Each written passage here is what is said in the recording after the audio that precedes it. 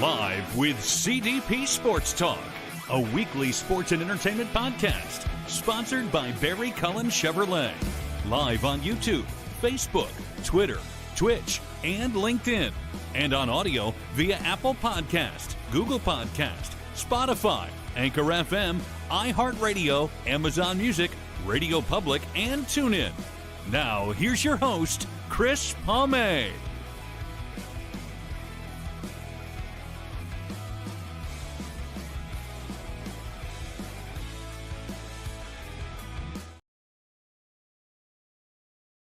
Good afternoon, everyone. Welcome to Season 12, Episode 16, overall 621 of Live with CDP Sports and Entertainment Talk Show, brought to you by Barry Cullen Chevrolet Dealership, located at 905 Woodlawn Road West in the Guelph Auto Mall. Check out their website, barrycullen.com, for the newest selection of new and pre-owned GM vehicles, along with their great selection of all-electric vehicles and Cadillac vehicles as well. You can call the dealership at 519-824-0210 and tell them Chris Palme sent you, or you can email them at info@barrycullen.com. Barry Cullen Chevrolet Dealership has been family run and operated here in the city of Guelph since 1969. And I'm looking forward to my guest today. This is his third appearance on our show, and hopefully more. And he's a friend of the show and a friend of mine. And we're going to bring him on in a minute. His name is Eli Ong. He's the official job title at WGR is Digital Supervising Producer, which essentially translates Ellie into being a newsprint style journalist who works for a TV network, TV news station, WGN in Chicago. And he also covers a number of the Chicago teams, including the Bears as well. So we're going to bring on Eli Ong on in just one moment. We just had to do a little applause. Now, if he was from Dallas, we'd have to hit the boo button. Hello, Eli. How are you? Pretty good. How are you doing, Chris? Good. StreamYard's got these new gadgets and stuff like that, so I wanted to try out the applause for you today. Oh, I appreciate that. Thank you. We've been doing like a live stream show ourselves here at WGN, and I have my own little array of buttons that I'm trying to like keep in the back of my head. So like every once in a while it's an applause, or maybe you've got like a want from a trombone, that type of thing to add a little pizzazz, a little seasoning to the background. What's the name of your show, and how can our audience find it on social media? All right, so right now, the show's name is The Sports Office. I am one of the hosts that help operate the show from the technological end, but I also appear on screen a little bit.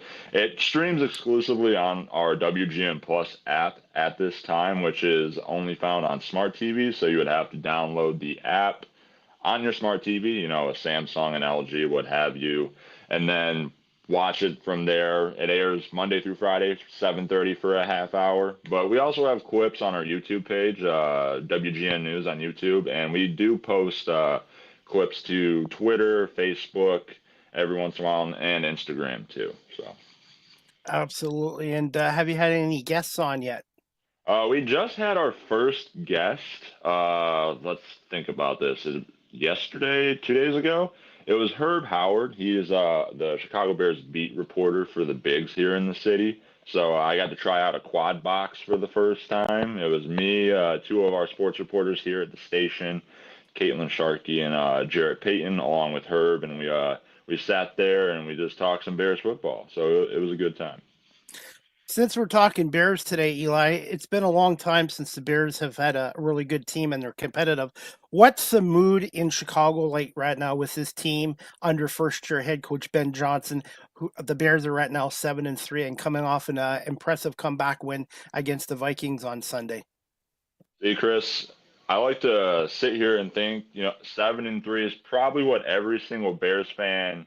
That's like the highest of the highs you could hope for in year one with Ben Johnson, because if you go back to the beginning of the year when he was hired back in January and you told Bears fans that after week 11 you're going to be 7-3, you're going to be first in the division, all of them are going to shake their hands up or bring their hands on the air like, yeah, Ben Johnson's the greatest, which is generally how the city feels about him right now, because it was quite the drastic turnaround even for year one. Everyone remembers what happened last year here in the city. They start off 4-2, They go to Washington. The Fail Mary happens, and then they go on this cataclysmic slide, a 10-game losing streak, and what turned out or seemed to be promising turned into an absolute dumpster fire. Shane Waldron, the offensive coordinator, gets fired. Several weeks later, Matt Eberflus is axed. This is the first time that the Bears had ever fired a coach midseason before. So they came out of that and they were like, we need to go find our guy, and we do not care how much it costs, what we have to do to get him. Let's bring him in. That was Ben Johnson. And given that they were a 5-12 team, there was cautious optimism, but given everything that's happened, I think everyone is extremely pleased with where the Bears stand right now. For those people who still might be skeptical of the Bears, even on a 7-3 start, what do you feel is different about this team compared to last year at this point? I would say there's a lot I could talk about there, Chris. I would say the biggest thing for this team is that they are one bought-in unit. Offense, defense, special teams, they're all on the same page with each other. There's these buzzwords that they keep using around Hallis Hall. I trust my guys. I believe my guys. We're a resilient group. There's this undying faith that is, bleeding throughout the roster, that no matter what situation we're in, no matter how much we might goof up here and there, we can overcome it and we can still win a football game. And a lot of that has to do with Ben Johnson coming in and kind of, I'm from Michigan, so like there's a little bit of an inherent Detroit Lions background to me. I think Ben Johnson took some of that MCDC Dan Campbell grit and passion and drive and belief in his guys, took that from Detroit, took that culture, started implanting those seeds in Chicago, and you can really see it in the roster, from whether it's quarterback Caleb Williams or, guys on the defense like Kevin Byard and Tremaine Edmonds, or, even the kicker, Cairo Santos, seems to be having a really good time, seems to be really passionate about this group that we have here. So I would tell you that there's just this inherent deep down belief in each other as a group that's helped propel them to where they are right now. What are your thoughts on the coaching staff? We've already mentioned Ben Johnson, but thoughts on the rest of this coaching staff and how they've helped develop some of these young players too, along with the veterans. So three names I'll give you the coordinators, Declan Doyle, Dennis Allen, and then also the receivers coach / assistant head coach, Antoine Randall L. So one of the questions going into this season was Ben Johnson becoming a head coach. How would he manage the entirety of the team? He's now having to put his time into several different areas instead of just the offense. So he would need an offensive coordinator that essentially is like the prepper that can like get him all the information, the statistics, the film that he needs to be more streamlined and able to more quickly process the offensive end of things so that he can continue to be that creative play caller, but also spend time with the rest of the team, learning the ins and outs of being a head coach. And I think Doyle's done a really good job of that. And he's one of the youngest OCs in the league. I want to say he's the same age as me or younger. He's right around 28, 29. I would have to look up his age, but he comes from the Sean Payton coaching tree. He worked out with Sean Payton before coming here with the Broncos last year. And I think Ben Johnson is very highly praising of him.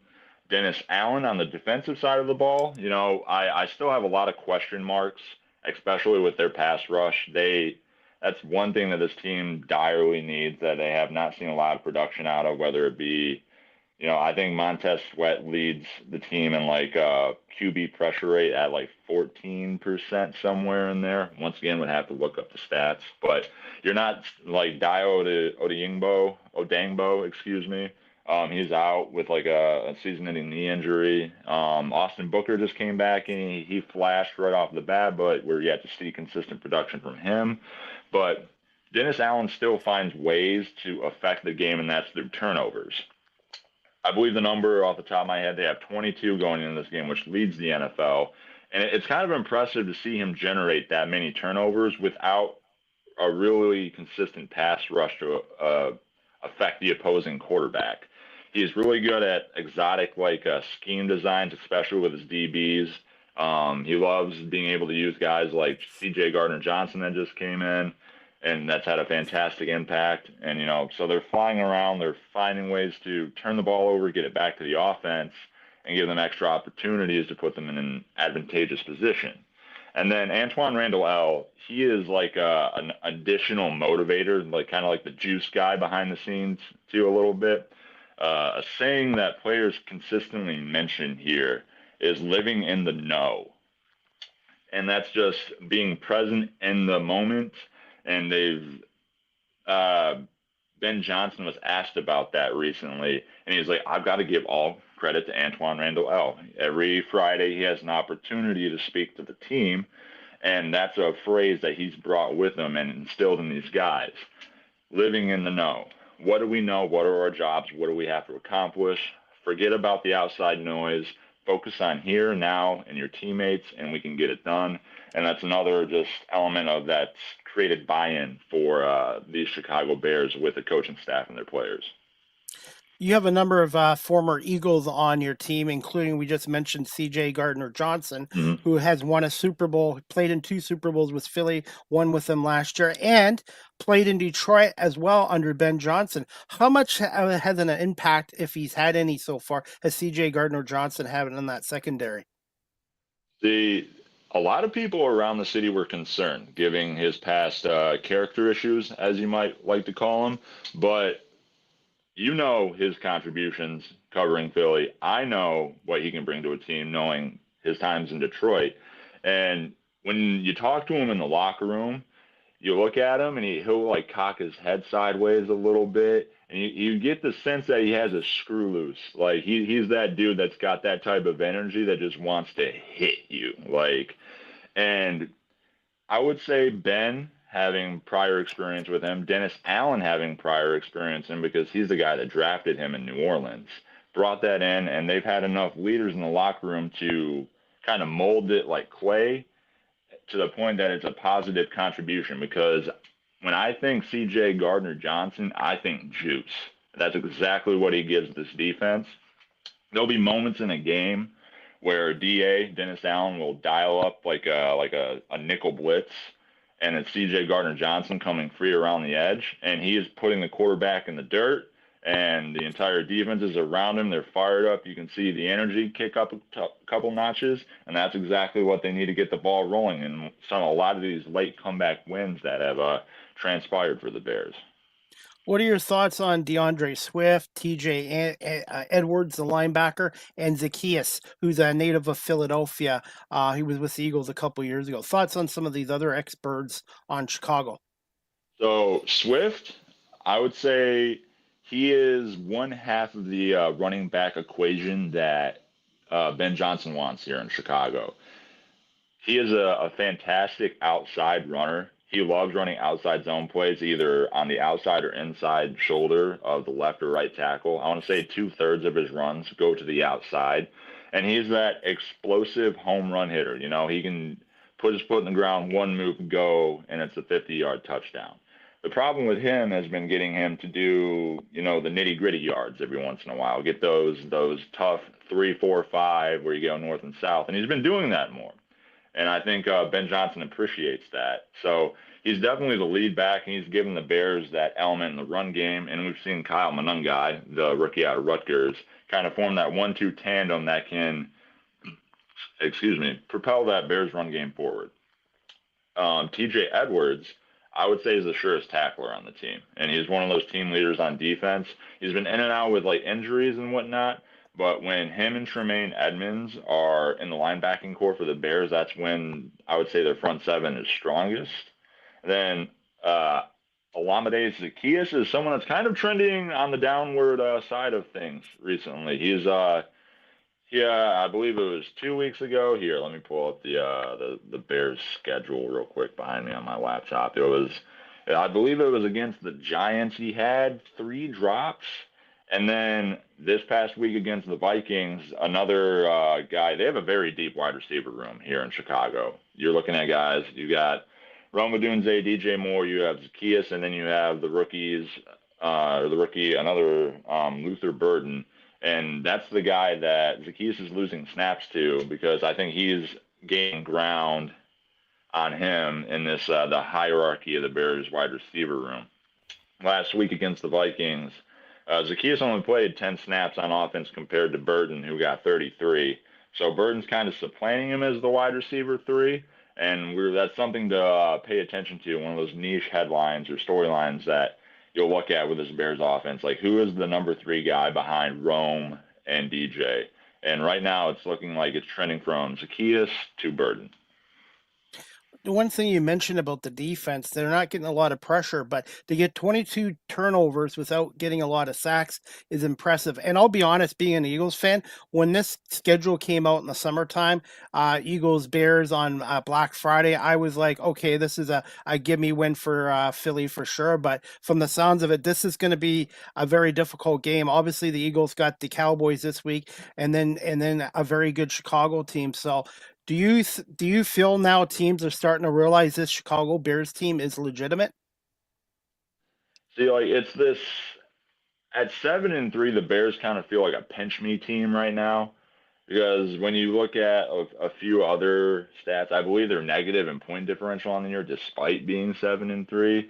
And when looking around the league with like young quarterbacks, especially like the ones that are in Caleb Williams' class, like if you look at like the Patriots, for example, I feel like the Patriots fans feel a lot better about Drake May than Bears fans do about Caleb Williams right now because there's still inconsistencies there for the Bears. Like they're still not hitting on all cylinders, and it's been befuddling to watch week to week because they do enough to win every single week, but every single week also something else goes wrong where you can have a few question marks, a few concerns, and you're like, they haven't put it together yet.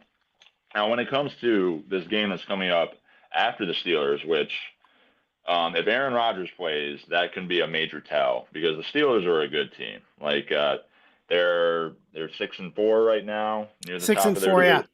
Yeah. And And and Aaron we're Rodgers is having a quality year. So and like, he's and you have he's that owned the Bears. Yeah, he's owned the Bears too. on the Bears. So if you get past that defense and an Aaron Rodgers-led offense, maybe you can make the claim that they're more legit, and this matchup with the Eagles might have a little bit more weight to it, or it might be a more competitive balance. My concern with going into that matchup 2 weeks from now is what the Eagles have been so successful at in recent weeks, especially against the NFC North. You brought it up on Twitter when we were talking a couple of days ago, but like that defensive line, the JJJs, the Jalen, and Jordan up front is a nightmare for any team to match up with. And it'll be interesting because the strength of Chicago's offensive line is in the interior with Drew Dahlman, Jonah Jackson, Joe Tooney. So that's a matchup I'm interested to see play out. But like given the fact that Philadelphia's defense has already handled Green Bay and Detroit, and Chicago's offense has a tendency to have slow starts, to go into ruts for extended periods of the game, it could spiral to the point that they aren't in that position to mount that late game comeback that we've seen happen so often this year with the Bears. Jalen Hurts, by the way, who's the most scrutinized, criticized quarterback in the NFL, even though he's been to 2 Super Bowls in 3 years, Super Bowl MVP, and 51-14 since 2021.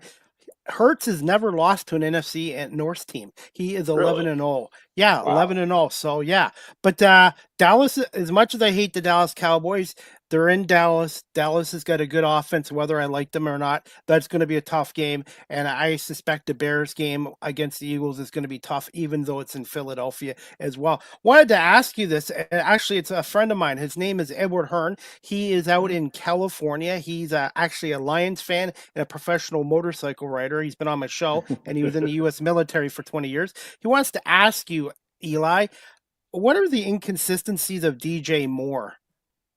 I think it's a lot to do with having so many mouths to feed on offense.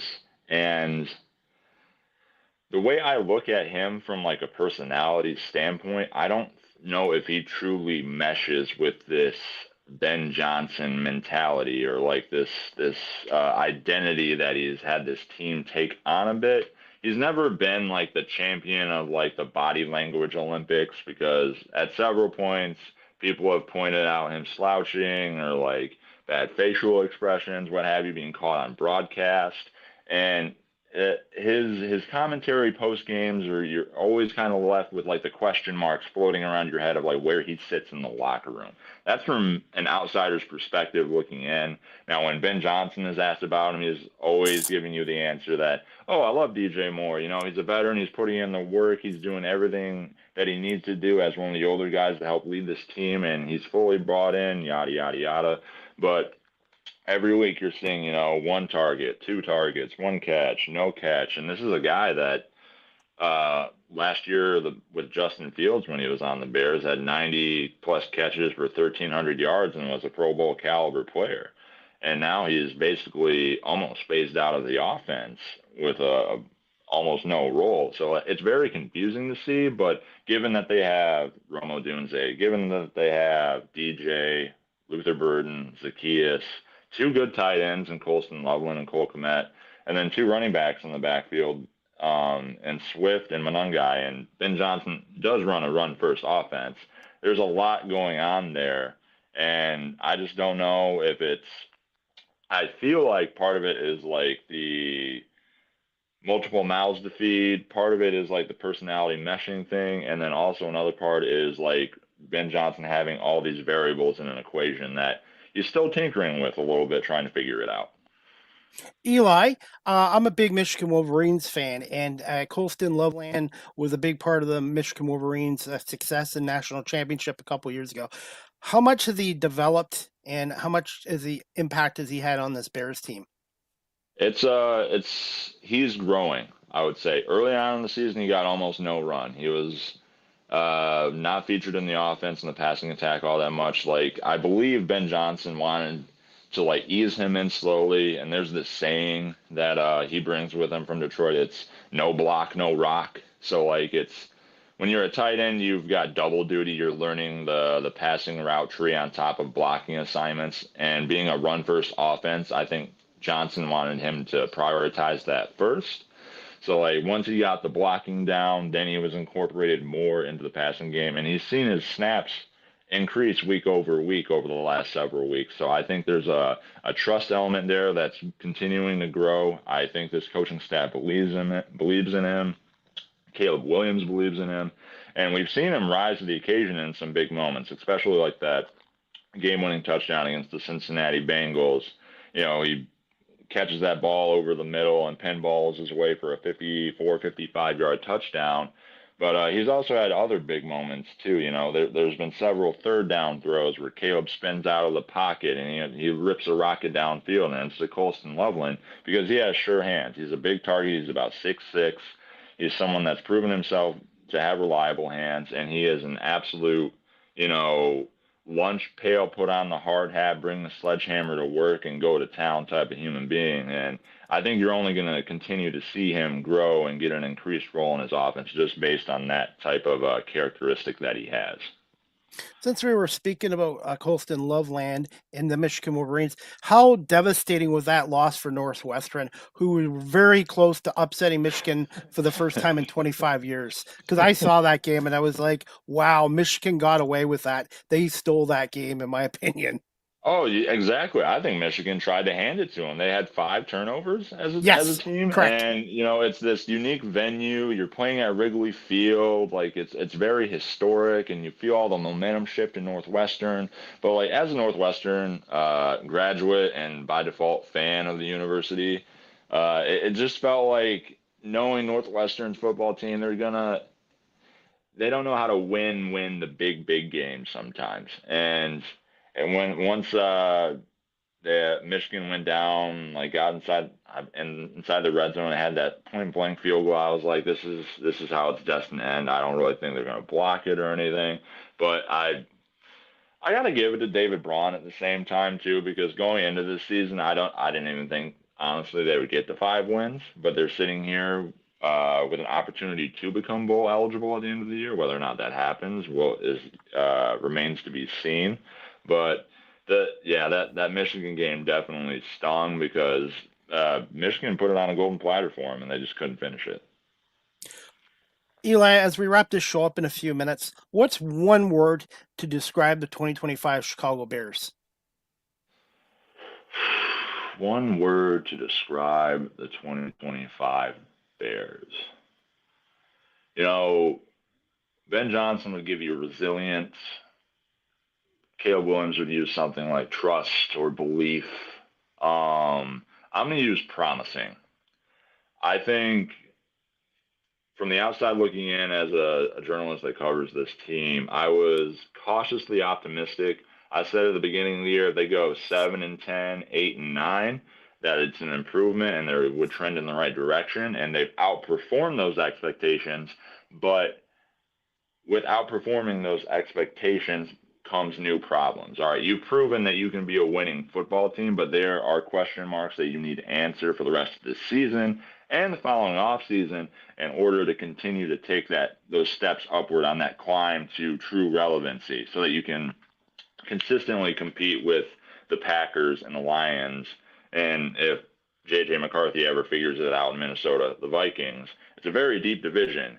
They're going to have to figure out their pass rush this offseason. They're going to have to continue to look at, they've got Dahlman, they've got Tooney, they have Jackson. I think Darnell Wright is solid at right tackle. They got to figure out their left tackle situation, whether that's Theo Benedict moving forward.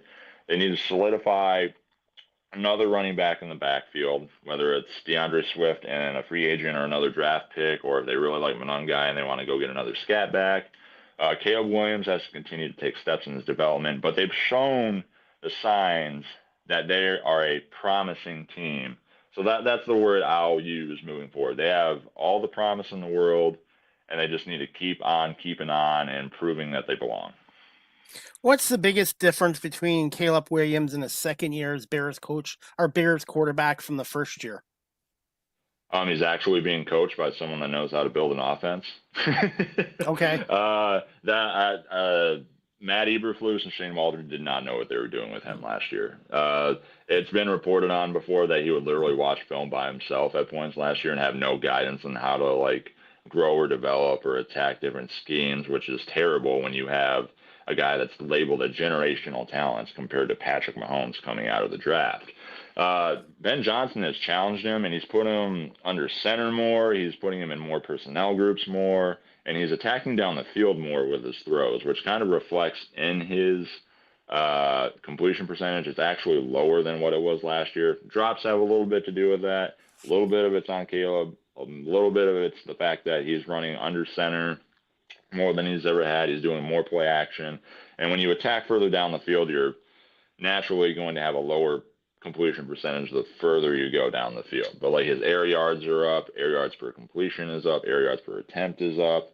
And he's just a more naturally aggressive thrower down the field now. At this point, it's figuring out, when to take the easy dump off, when to play Superman, when to use the legs to get that 10 to 15 yard scramble, and really developing that natural rhythm that comes with having 11 guys on the same page. That's where they're continuing to work, but the difference is primarily that he's more comfortable under center, and I would say he's getting more comfortable attacking deeper down the field than he was last year. Eli, as we wrap this up, just a quick assessment of this week's home game at Soldier Field against the Pittsburgh Steelers, who are 6-4 and really desperate for a win because Baltimore is now 5-5 and playing much better football. And it looks like, I would say right now, Aaron Rodgers, I can't see him playing this game with a broken wrist. It'll all depend on whether or not he can brace himself falling to the ground, since it's his off-throwing hand. I think he mentioned that yesterday to the local media scrum. But it'll be interesting to see how the Bears handle those vaunted Steelers linebackers. Yesterday, Ben Johnson said they have werewolves on the outside, and he specifically cited T.J. Watt and Alex Highsmith. And that's something that the Bears have struggled with. When you have the more uber athletic pass rushers, will Caleb Williams be able to do these crazy, pirouettes and spin moves that get him out of pressure in the backfield? Can they pick up those blitzes with a chip from a tight end or added help from a back in the backfield? We will see. They did a good job of that down the stretch against the Giants with Brian Burns and Kayvon Thibodeau. But that's the primary concern for me, offense versus Pittsburgh's defense. And then, if Aaron Rodgers doesn't go, like it could swing easily into one of those games where the Bears get another 3 to 4 turnovers if you have like a Mason Rudolph in there because no shade thrown to Mason Rudolph, but I think Aaron Rodgers is a much better quarterback even in his 41-year-old age right now that can take care of the football and get rid of it in a manner that's not going to put the rest of your team at a disadvantage if things go wrong on a throw here or there. Finally, Eli, in the remaining 7 games for the Bears, including the game against Pittsburgh and then Black Friday at Philadelphia, 7 games, it's a pretty tough schedule, including San Francisco, who I think everyone's writing off. How many wins do you see Chicago possibly winning out of these last 7 games, realistically? See, I gave a very bold take a few weeks ago that this team could win 12 games, and I think there still is a route to that, but it's not that likely when I look at it. I would be more comfortable giving you an answer after this Pittsburgh game, but like as I look at the schedule right now, all right, let's say they beat Pittsburgh this weekend. I would say it's a loss to Philly. I would like to split with Green Bay. They have 2 games in the next 3 weeks after Philly against Green Bay. Split with Green Bay, beat the Browns. So you're sitting at, let's see, 1-1, 2-1, 3-1, 3-2. That would put you at 10-5 going into San Francisco and Detroit, which I think if they get to 10 wins, they can get a wild card spot in the playoffs. And if they're at 10 wins going into their game at San Francisco, they should be sitting pretty.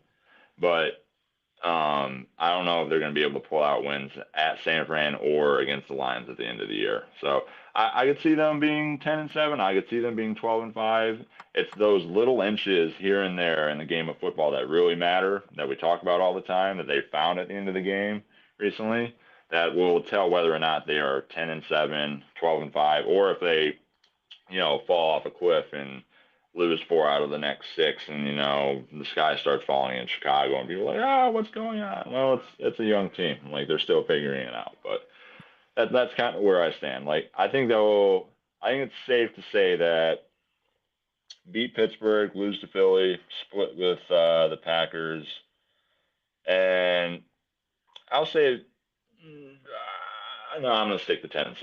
I think they're going to lose those final 2 to the 49ers and Lions, but still make the wild card in the end. I tend to agree with you. And by the way, I've got a Detroit Pistons hat on.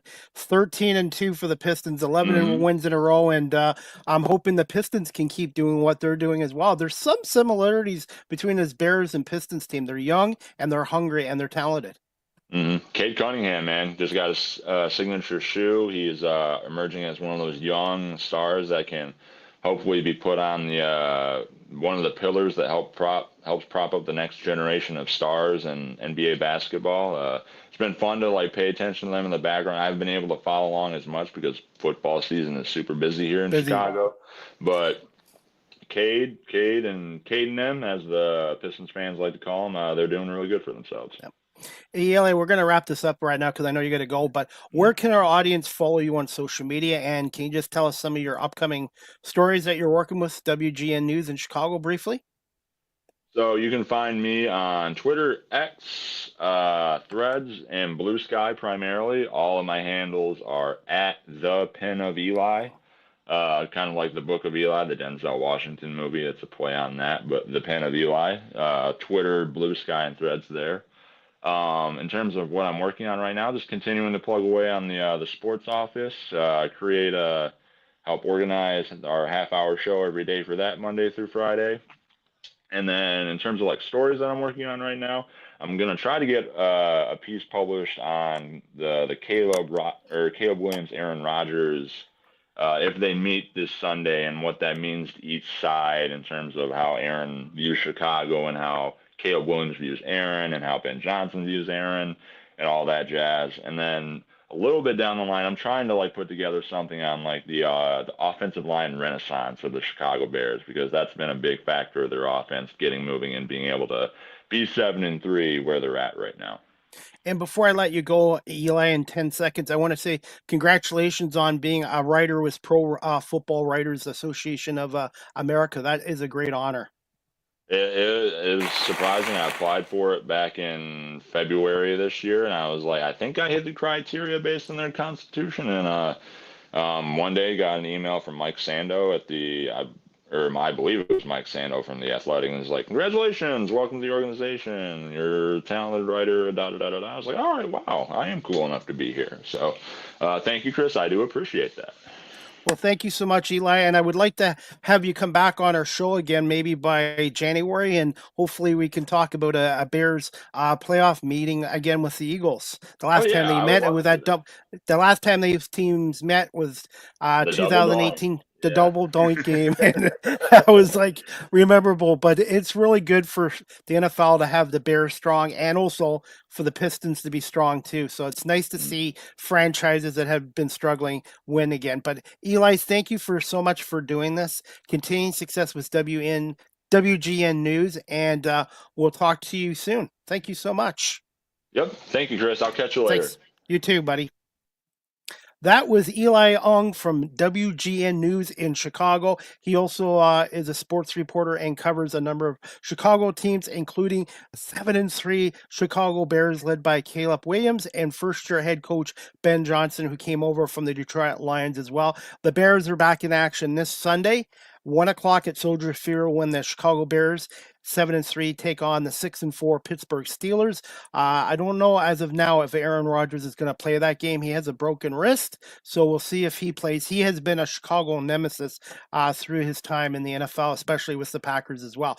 We do have football on tonight. Thursday night football, we have the 7-3 Buffalo Bills led by Josh Allen taking on the 5-5 Houston Texans, and it looks like CJ Stroud will not be playing for Houston in this game. Davis Alexander, I believe, is going to be starting for Houston. So Houston and Buffalo tonight. It's in Houston. 8:15 kickoff on Thursday Night Football. And Al Michaels with that play-by-play call as well. And I'm going to give you guys my prediction. And this is my unbiased prediction. I'm going with Houston to upset Buffalo tonight, even though the game's in Houston. I don't like the Bills' defense. I don't like the run defense. I really think the Bills have struggled on the road this year. I think Houston's going to win this game 27-24. So 27-24 Houston. I think Houston's going to pull this game out, and we'll see. Buffalo really does need to win this game if they want to keep in pace with New England for the AFC East division, because New England is now 9-2 and has won 8 in a row and has already beaten Buffalo. But I think Houston's going to pull this game out tonight, 27-24. And the Philadelphia Eagles are back in action on Sunday at 4:25 at AT&T Stadium, or known as Jerryland, taking on the 4-5-1 Cowboys. Their fans were all excited because they beat the bad Raiders team, who are 2-8. They're really thinking they're gonna make a playoff push here, but Dallas pretty well has to win out. For them to get into the playoffs, they're going to have to win out. They've already played, 10 games? They've won 4 out of 10 games, and they're basically going to have to win their last 7 games. So I think it's going to be a tough game because Dallas is at home and the rivalry, NFC East rivalry. But since 2000, the Eagles have won 28 out of 23. 28 out of the 51 games, I believe. They're 28-23 against the Cowboys. By the way, Jalen Hurts, the most scrutinized, criticized quarterback in the NFL. He's 11-0 against the NFC North. Did you know that? 11-0 against the NFC North with a good Detroit team, good Green Bay team. Chicago's good, and Minnesota has been pretty tough as well. But 11-0. And Jalen Hurts, as a starter since 2021, is 51-14. I don't know why he's criticized. He doesn't throw interceptions. He doesn't fumble the ball. He's got 16 touchdowns, 1 interception, I believe 1 fumble. So he's only turned the ball over twice this year, 1 interception, 1 fumble. And the bottom line is the Eagles are the Super Bowl champs. They're 8-2. And he wins games. So maybe the offense isn't pretty sometimes, but they're winning football games. And yeah, I know Sunday's game is going to be tough against Dallas, but I think the Eagles can pull it out, and I'm looking forward to seeing them in their Kelly green uniforms. I believe it's the first time since 1995. They've worn their Kelly Green uniforms on the road.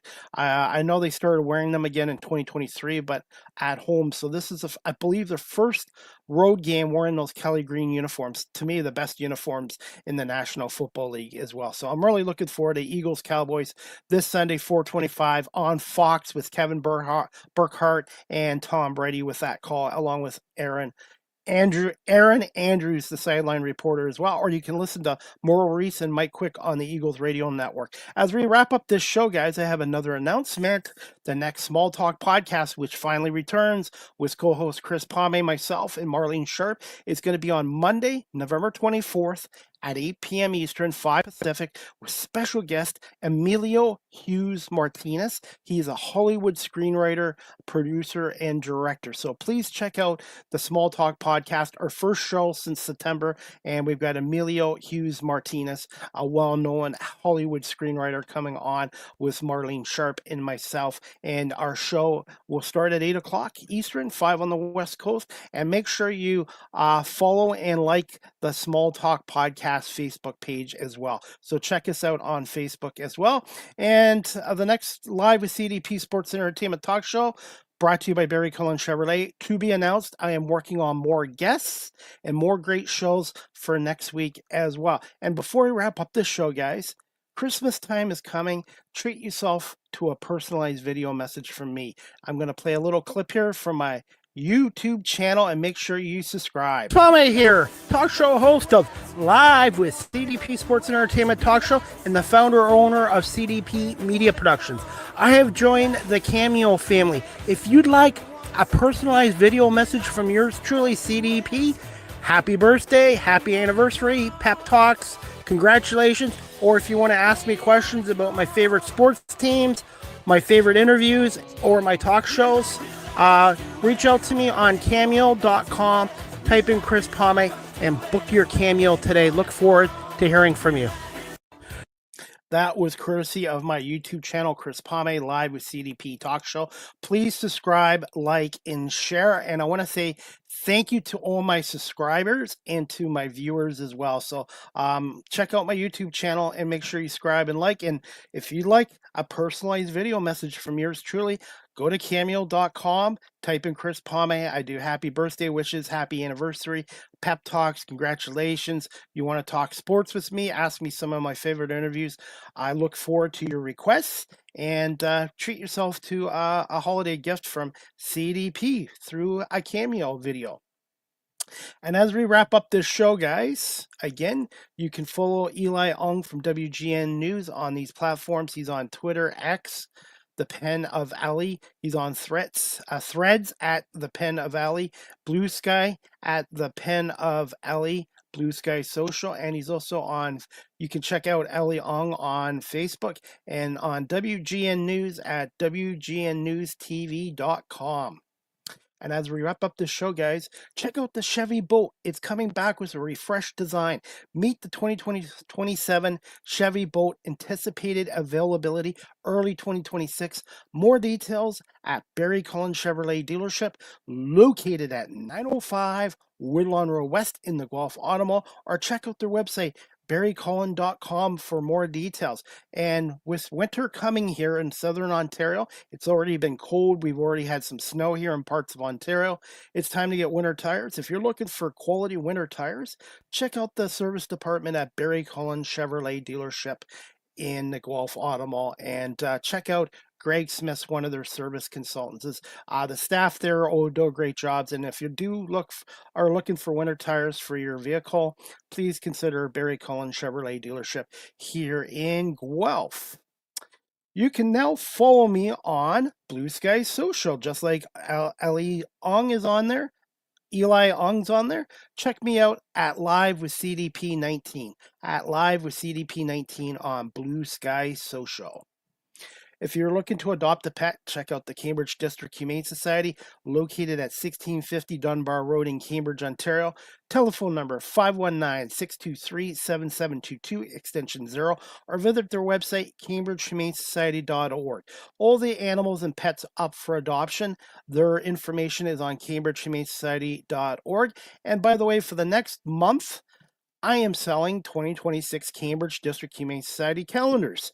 They are only $10. And where can you get a calendar for $10 these days? The $10 goes back into the programs at the Cambridge District Humane Society. If you'd like a calendar, you can email me at cpame19@gmail.com or contact me on my social media pages through DM as well. My goal is to sell 40 calendars and raise $400. I've already sold 25 calendars and raised $250. So I've got 15 calendars left. If you're looking for a Christmas gift, stocking stuffer, or a birthday gift, please consider purchasing a Cambridge District Humane Society calendar for me. And they're also at Cipriana's Pizzeria, located at 22 Queen Street East in Cambridge. Andrea, the owner there, was nice enough, so they have a couple calendars there too. Please check out Cipriana's Pizzeria. They have homemade lasagna, great wings, homemade pizza, homemade bread, rice pudding, homemade chili, a lot of great food. So please consider supporting small businesses like Cipriana's Pizzeria on 22 Queen Street East in Cambridge. Check out their website, ciprianaspizzeria.ca. Finally, guys, you can check out Live with CDP Sports and Entertainment Talk Show is live streamed on these platforms: YouTube, Facebook, Twitter, X, Twitch, LinkedIn, and now available on Instagram. You can follow my website and subscribe to my website, beacons.ai/Chris D. Palme. Again, Live with CDP Sports and Entertainment Talk Show is sponsored and brought to you by Barry Cullen Chevrolet Dealership at 905 Woodlawn Road West in the Guelph Auto Mall. Check out barrycullen.com for their newest selection of new and pre-owned GM vehicles, or their great selection of all-electric vehicles and Cadillac vehicles as well. Yes, I am a content creator as well. I am on TikTok at Chris Palme. Please check out my latest content on TikTok at Chris Palme.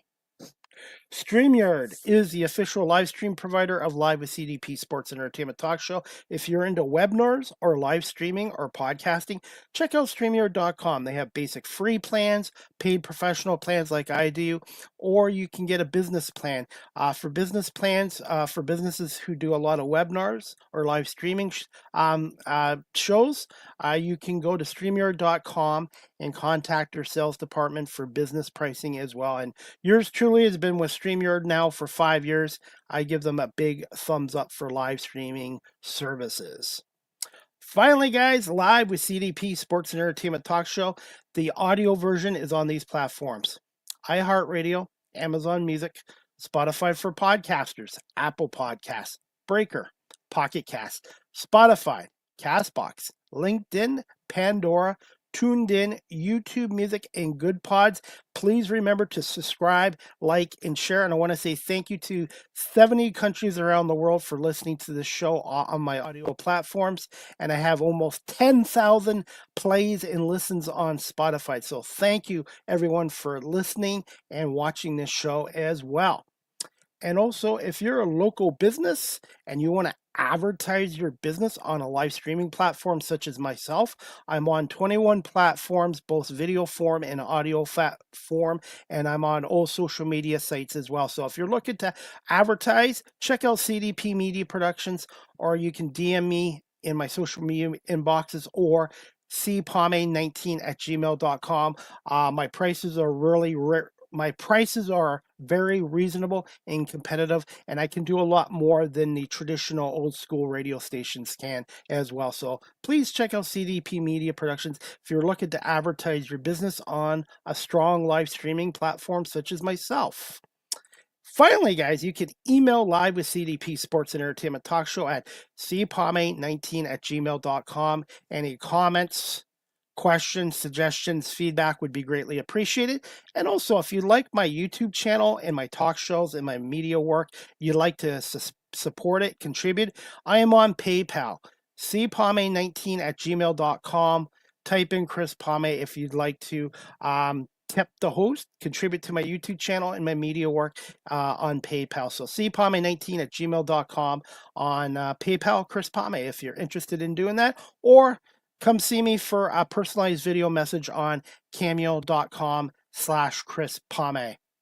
Finally, guys, you can follow me on Facebook, Twitter, X, Threads, Instagram, LinkedIn, Blue Sky Social, every site except for Snapchat. And also remember to subscribe, like, and share my YouTube channel, Chris Palme Live with CDP Talk Show as well. And that is about it. I want to say thank you to my guest today, Eli Ong, a reporter and digital writer with WGN News in Chicago, for coming on and talking Chicago Bears with us as well. And Live with CDP Sports and Entertainment Talk Show will be back next week with more guests and more great shows. And if you're a guest, if you're a person, if you'd like to, I'm going to reward this.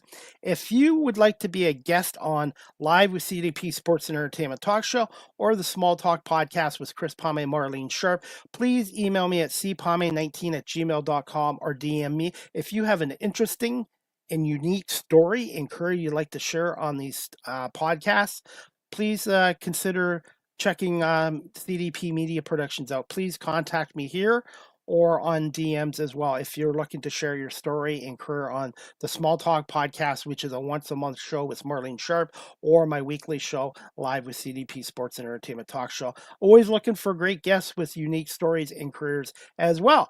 And Small Talk Podcast, after a 1 month hiatus, will be back on Monday, November 24th, 8 p.m. Eastern, 5 on the West Coast, with special guest Emilio Hughes Martinez, a Hollywood screenwriter, producer, and director. So I'm looking forward to that as well. And that is about it. That wraps up episode number 621 today of Live with CDP Sports and Entertainment Talk Show, brought to you by Barry Cullen Chevrolet here in Guelph.